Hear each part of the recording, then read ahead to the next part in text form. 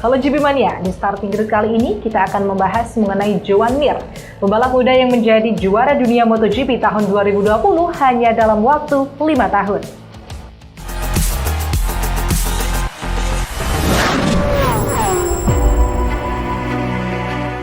Joan Mir is the world champion of 2020 in MotoGP.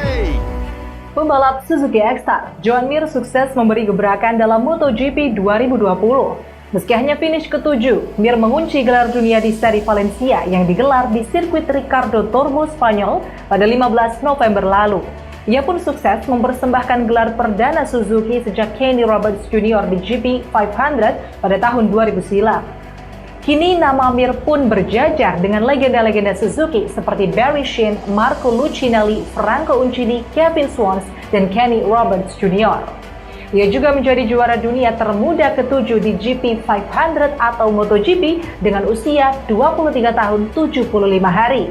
Yang paling mengesankan, karir Joan Mir di ajang balap MotoGP baru seumur jagung. Ia baru menjalani debut di kejuaraan balap dunia Grand Prix ini pada tahun 2016 dan kini justru sudah jadi juara dunia di kelas para raja. Dan inilah kelas balik Joan Mir, pembalap muda penggebrak MotoGP yang jadi juara dunia hanya dalam waktu 5 tahun saja. Joan Mir, yang bernama lengkap Joan Mir Mayrata, lahir di Palma de Mallorca, Spanyol pada 1 September 1997. Ia merupakan salah satu lulusan dari sekolah balap Chico Lorenzo, ayah dari Jorge Lorenzo. Sejak itu pula, perjalanan karirnya menarik perhatian jagat balap internasional, terutama usai ia lolos seleksi The Red Bull Rookies Cup 2013. Dalam ajang balap One Make Race itu, ia mengendarai motor KTM RC250R 4 tak dan menjalani balapan di 8 negara Eropa. Dalam ajang ini, Mir mengakhiri musim 2013 di peringkat 9, namun sukses duduk di peringkat runner-up pada tahun 2014 di belakang Jorge Martin. Usai menyabet gelar runner-up di ajang Red Bull Rookies Cup pada tahun 2013, ia bersama manajernya Paco Sanchez menawarkannya ke beberapa tim yang ada di Moto3 dan yang ada di Moto2 untuk musim 2015, namun tak ada satupun yang tertarik. Bahkan ke ajang World Supersport pun tak ada tim yang tertarik dengan talentanya. Joan Mir memang bukan berasal dari keluarga kaya raya, keluarganya tidak punya uang untuk membeli tempat di tim untuk balapan. Akhirnya, atas sedikit bantuan keuangan dari manajer pribadinya, Paco Sanchez, Joan Mir berhasil mendapat tempat di salah satu tim paling miskin di CEV Moto3. Turun di CEV Moto3 tahun 2015, Mir sekadar mengendarai motor KTM versi 2012 untuk melawan tim sebesar Monlau dan Ayo Motorsport.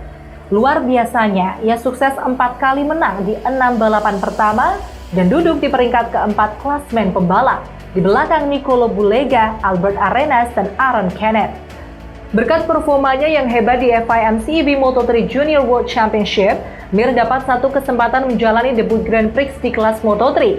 Ia ditunjuk membela tim Leopard di Australia untuk menggantikan Hiroki Ono yang cedera.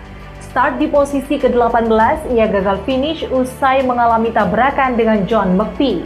Meski hasil ini di luar ekspektasi, namun Leopard menyodorkan kontrak kepadanya untuk turun di kelas Moto3 pada tahun 2016 hingga 2017. Pada tahun 2016, saat ia bertandem dengan Fabio Quartararo dan Andrea Locatelli, Mir menggebrak dan jadi lawan serius.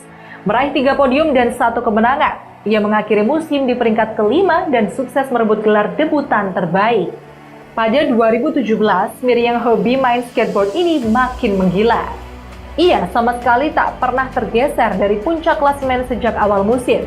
Berkat koleksi 13 podium yang 10 diantaranya adalah kemenangan, dominasi ini tak pelak lagi mengantar Mir mengunci gelar juara di Australia.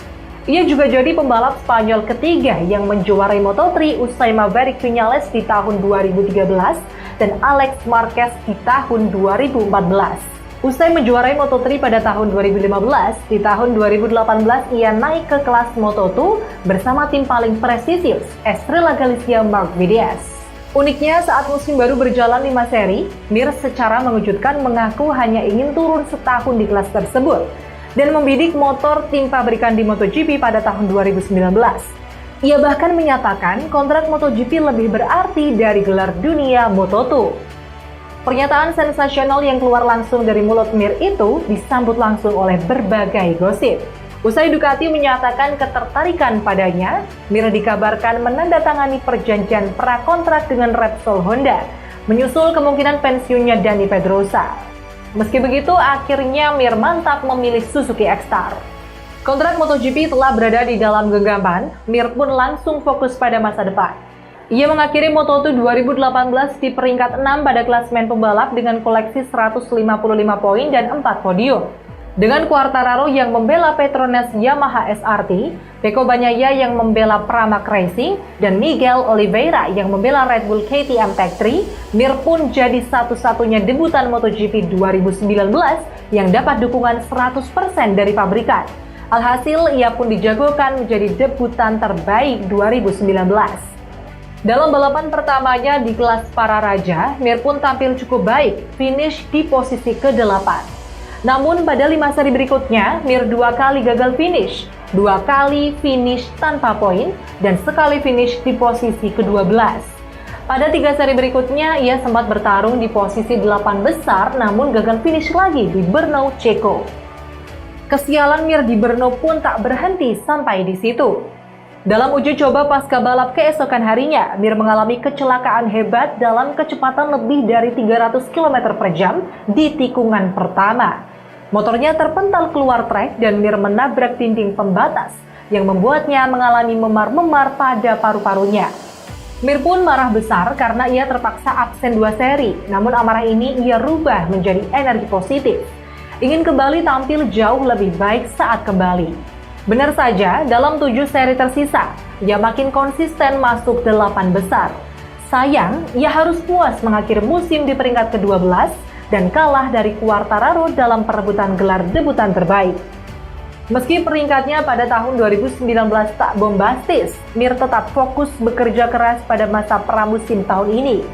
Ia merupakan salah satu rider yang cukup kompetitif dalam masa pramusim. Sayang, ia tidak bisa menunjukkan hal ini pada 3 seri pertama. Pada balapan pertama di Jerez Spanyol, ia start dari posisi ke-12 dan gagal finish akibat terjatuh pada lap kedua. Dalam balapan seri kedua di Jerez, ia mampu finish ke-5. Namun ia sial lagi di Brno saat tertabrak debutan Red Bull KTM Tech3 Iker Lecuona pada lap keempat. Mir pun terpuruk di peringkat 14 pada klasemen. Namun saat MotoGP mampir di Austria, Mir pun akhirnya menunjukkan ancaman besar. Start ke-6, Mir sengit melawan Andrea Dovizioso, Jack Miller, dan Pol Espargaro berebut kemenangan. Sayang, balapan itu sempat dihentikan akibat kecelakaan Morbidelli dan Johan Zarco. Saat restart, Mir start ke-4 dan kembali bertarung sengit dengan Miller. Manuver menyalip di lap terakhir membuat Mir finish kedua, yakni podium perdananya di MotoGP. Mir pun kembali menebar ancaman di Styria. Start ketiga, ia langsung berduel lagi dengan Miller, kali ini berebut pimpinan balap. Ia akhirnya berhasil memimpin pada lap keempat dan mempertahankan posisi selama 13 lap. Sayangnya lagi, saat kemenangan perdana ada di depan mata Mir, Viñales tahu-tahu menjatuhkan diri akibat masalah rem. Insiden ini lagi-lagi menghadirkan bendera merah. Saat restart, Mir pun start dari pole position. Namun, ia tak punya ban depan tersisa. Saat para rival pakai ban baru, Mir harus pakai ban lama. Uniknya, Oliveira, Miller, dan Espargaro yang finish di posisi 1, 2, dan 3 kompak mengakui Mirlah pemenang sesungguhnya dari balapan itu dan yakin ia bakal makin menakutkan di seri-seri setelahnya. Meski terbukti sangat kompetitif di Styria, Mir kecewa berat gagal menang. Ia lagi-lagi mengubah amarahnya menjadi energi positif di seri San Marino.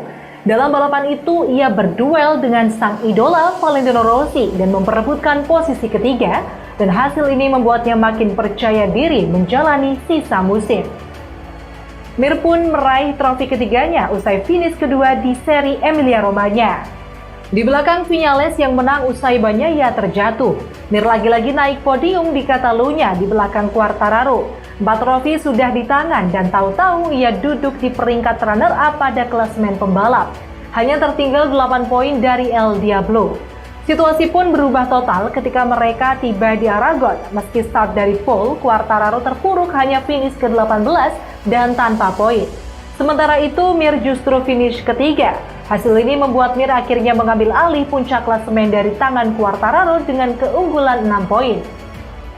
Hasil di Aragon pun terulang di Teruel ketika Quartararo hanya finish di urutan ke-8, sedangkan Mir berhasil finish di urutan ketiga.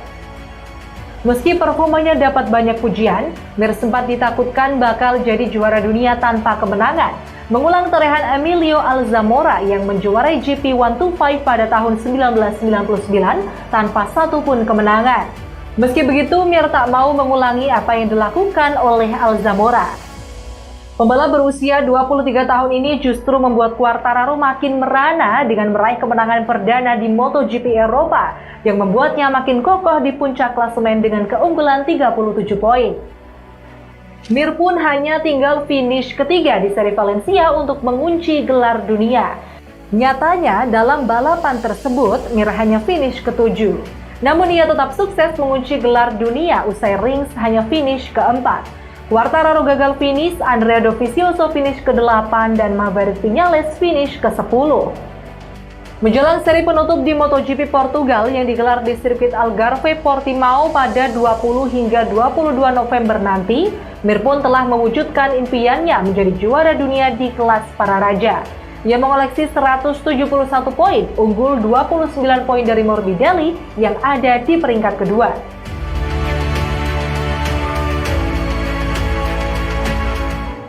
So, if you are interested with the information about MotoGP, don't forget to subscribe, like, share, and comment this video. And also, don't forget to activate the notification bell so you can get notifications on your phone when there are new videos from this channel. I'm Farah Farhatus Aymaster and I'll see you in the next video. And see ya. Have a great day, everyone.